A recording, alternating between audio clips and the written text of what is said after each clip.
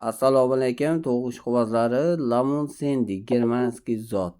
Yiliga 300-310 tuxum beradi. Tuxum yo'nalishida boqiladi. Bu tovuqlarimizdan hozircha 3000 ta Samarqand shahariga olib borib berdik. Mana bu turgan joylari egalarini o'zini joyi. Bu akamiz o'tgan safar ham bizdan 4000 ta olgan edi. Bu safar yana 3000 ta oldi keyingi partiyasiga. Hozir mana shu xuddi shu tovuqlarimizdan yana bor 7000 ta tovuqimiz bor sotuvda.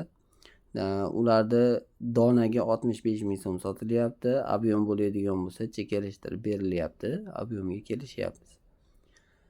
Manzil Toshkent, Nazarbekda bemalol kelib ko'rib netib olsalaring bo'laveradi. Donali oluvchilarni sexga kirgizilmaydi. Shuni hisobiga boshqa joyga aholiga olib chiqib qo'yamizda, o'sha yerdan beramiz. Chunki hali dona oladiganlar mashincha tovuq bor deyapsiz-u, borsak ozgina tovuq turibdi deb aytishyapti. Shuni hisobiga shundan ma'lumotni berib o'taman.